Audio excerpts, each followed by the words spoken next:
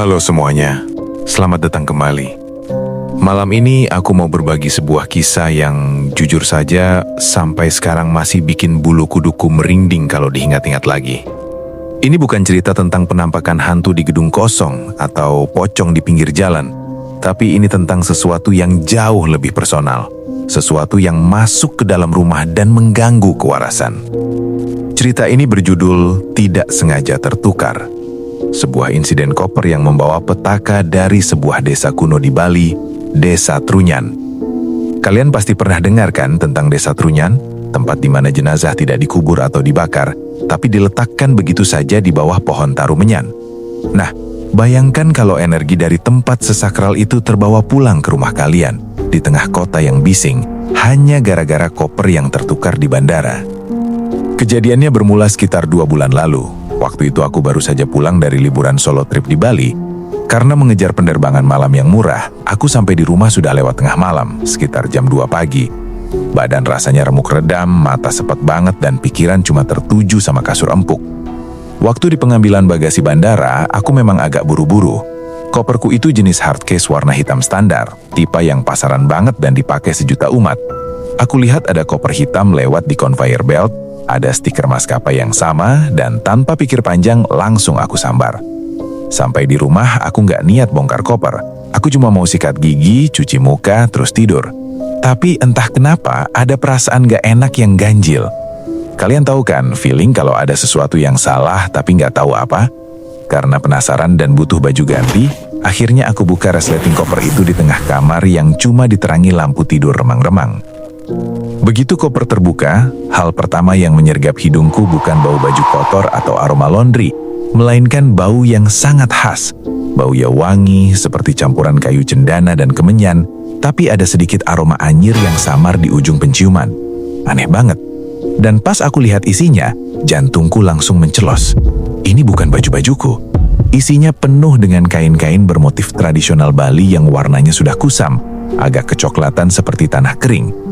Dan di tengah tumpukan kain itu, ada sebuah bungkusan kain putih yang diikat rapi. Karena panik sadar koperku tertukar, aku bongkar isinya mencari kartu identitas pemilik. Tapi tanganku malah menyentuh bungkusan kain putih itu.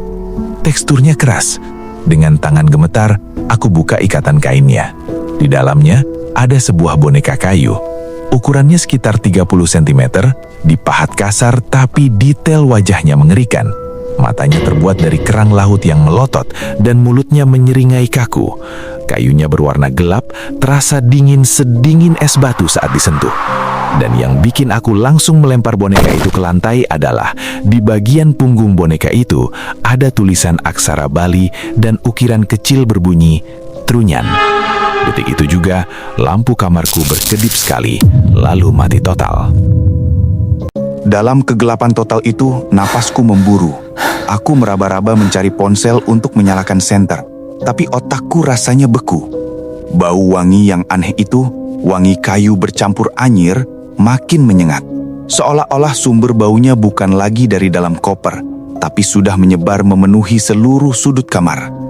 Jantungku berdegup kencang, rasanya seperti mau lompat keluar dari dada.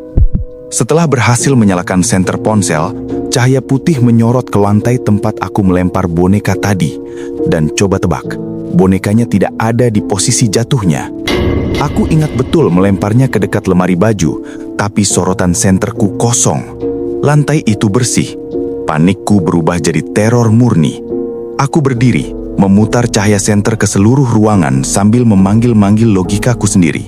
Mencoba meyakinkan diri kalau mungkin bonekanya menggelinding ke bawah kolong tempat tidur atau memantul ke sudut lain.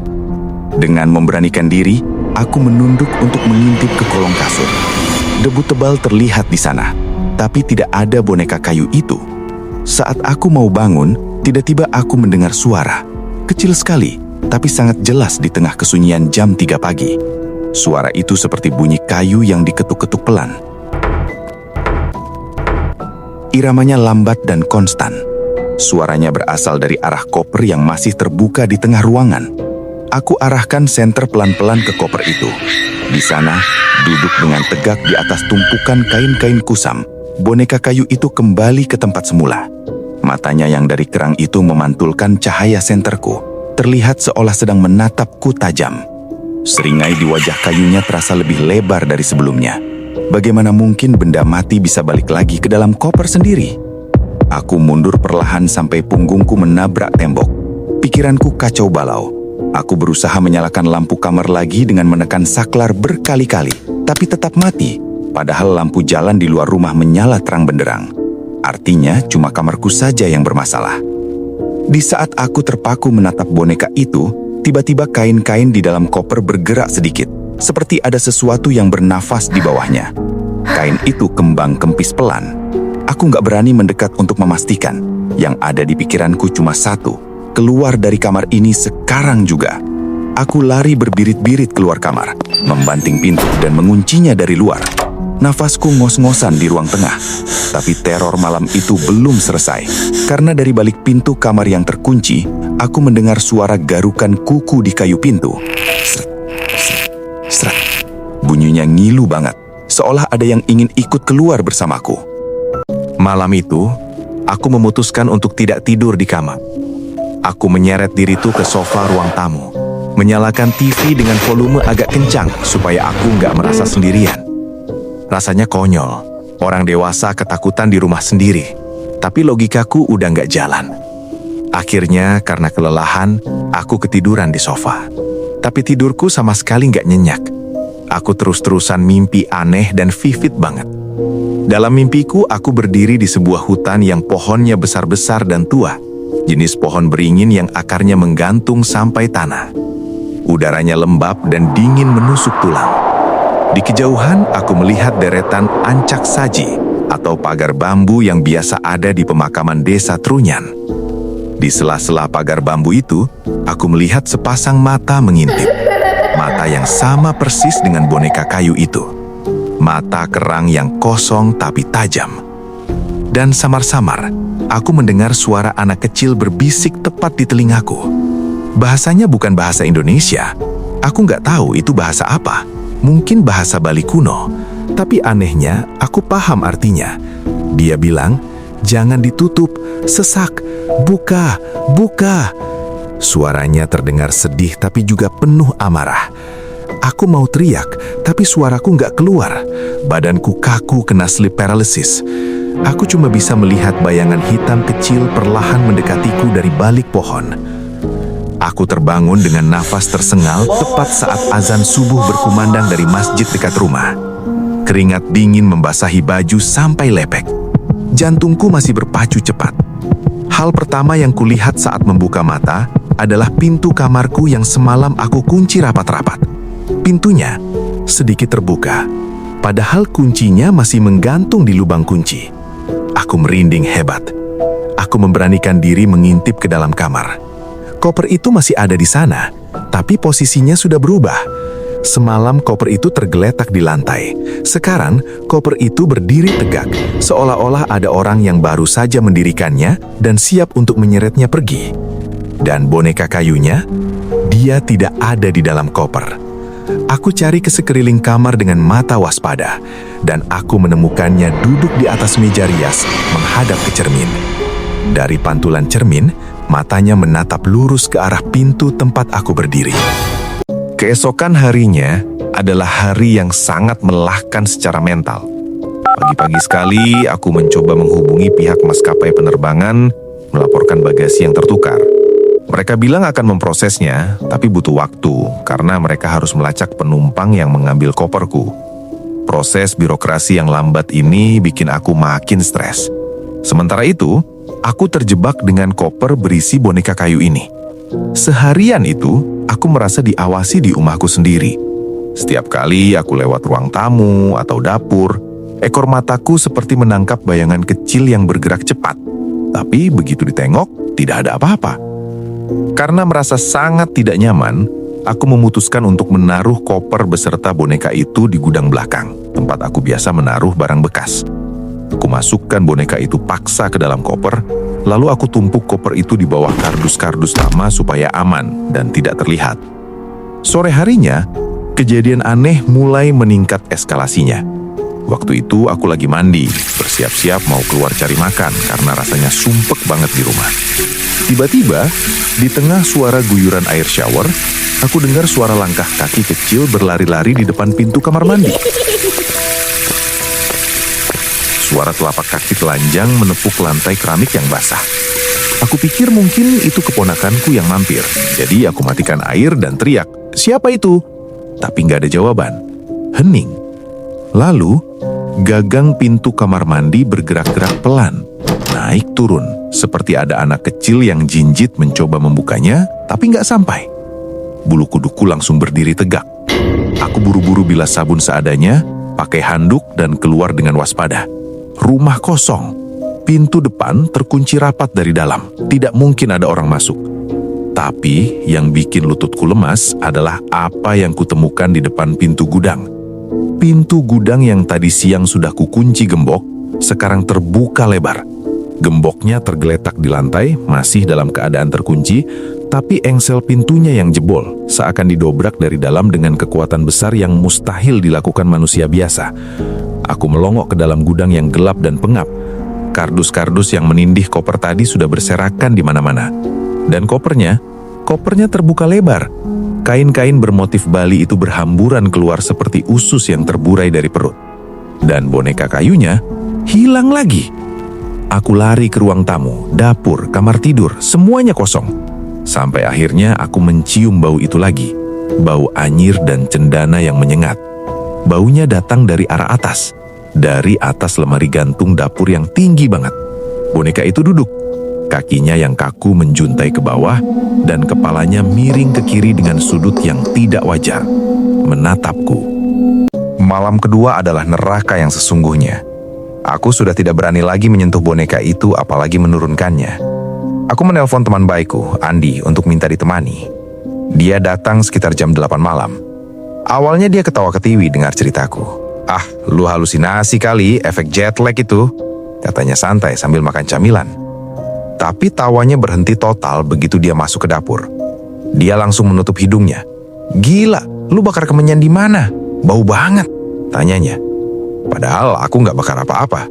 Aku tunjuk boneka di atas lemari itu. Andi yang badannya besar dan pemberani itu, mukanya langsung pucat begitu melihat bonekanya. Dia bilang, "Bro, itu bukan boneka sembarangan. Aura di rumah lu panas banget. Gue merinding dari tadi." Kami berdua duduk di ruang tamu. Lampu dinyalakan semua. Sekitar jam 11 malam, kami mendapat telepon dari pihak maskapai. Berita bagus, pikirku. Mereka berhasil menghubungi pemilik koper yang asli. Namanya Pak Wayan, orang Bali asli yang tinggal di Jakarta. Petugas maskapai menyambungkan panggilanku ke Pak Wayan agar kami bisa janjian tukar koper. Tapi percakapan telepon itu justru membuka fakta yang mengerikan. Begitu aku bilang, "Halo Pak Wayan, koper Bapak ada di saya. Isinya boneka kayu ya Pak?" Hening sejenak di seberang sana. Lalu terdengar suara Pak Wayan yang bergetar ketakutan. "Mas, tolong dengarkan saya baik-baik. Jangan dibuka kopernya. Itu boneka terkutuk." Aku bilang kopernya sudah terbuka dan bonekanya ada di atas lemari dapur. Pak Wayan langsung histeris di telepon. Dia cerita kalau boneka itu dia temukan hanyut di sungai dekat area makam Trunyan saat dia pulang kampung. Dia pikir itu benda antik berharga, jadi dia bawa pulang. Tapi sejak dia bawa, anaknya di rumah sering kesurupan dan bicara bahasa Bali kuno. Dia berniat membuang boneka itu ke Jakarta, menjauhkannya dari keluarganya. "Mas," kata Pak Wayan dengan nada putus asa, "itu bukan sekedar kayu. Itu pralingga, wadah yang sudah diisi. Sepertinya ada roh anak kecil yang tidak tenang atau tersesat yang masuk ke situ. Karena dia diambil dari tanah suci Trunyan tanpa izin. Dia marah, Mas. Dia ingin pulang." Sambungan telepon tiba-tiba terputus dengan suara kresak yang bising. Tepat saat telepon mati, listrik di rumahku jeglek, gelap gulita lagi. Andi menyalakan korek api karena ponsel kami mendadak mati total. Tidak bisa nyala. Di cahaya api yang kecil itu, kami melihat bayangan kecil berlari melintasi tembok ruang tamu. Dan kali ini, terdengar suara teriakan anak kecil yang melengking tinggi, menyakitkan telinga. "Ulihang, Ulihang, kembalikan, kembalikan." Di tengah teriakan itu, benda-benda di dapur mulai berjatuhan. Piring pecah, gelas banting, prang, piar. Suaranya gaduh sekali seolah ada amukan massa. Padahal cuma kami berdua di sana. Aku dan Andi lari keluar rumah malam itu juga. Masa bodoh dengan barang-barang. Kami menunggu di pos satpam kompleks sampai pagi. Ditemani Pak Satpam yang bingung melihat muka kami pucat pasi seperti mayat hidup. Kami nggak berani pulang sebelum matahari terbit. Besok paginya, saat matahari sudah tinggi, aku memberanikan diri masuk lagi ditemani Andi dan 2 orang satpam. Keadaan rumahku seperti kapal pecah. Pecahan beling di mana-mana, kain-kain dari koper itu tercabik-cabik dan tersebar di seluruh lantai.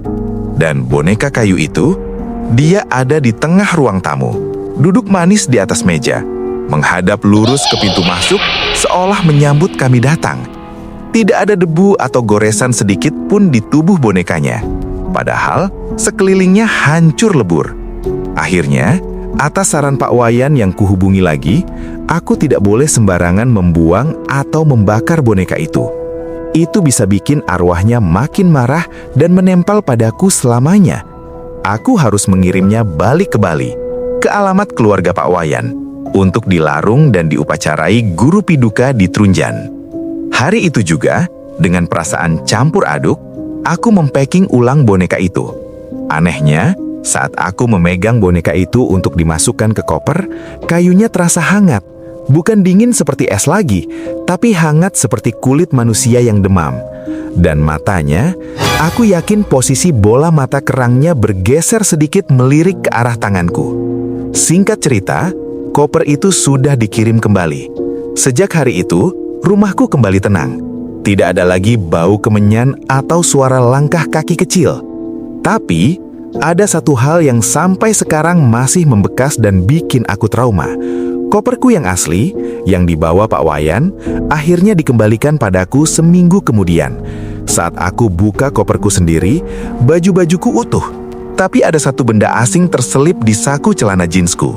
Selembar kain perca kecil bermotif sama dengan kain pembungkus boneka itu. Dan sehelai rambut panjang yang kaku. Padahal, koperku tidak pernah dibuka oleh Pak Wayan. Kuncinya masih segel. Sampai sekarang, aku masih menyimpan kain itu di dompet yang dibungkus plastik rapat, sebagai pengingat untuk tidak pernah sembarangan mengambil apa yang bukan milik kita, dan jangan pernah meremehkan kekuatan dari tradisi yang tidak kita pahami. Hati-hati ya teman-teman, pastikan koper kalian benar-benar milik kalian saat di bandara. Kita nggak pernah tahu apa yang ikut pulang bersama kita.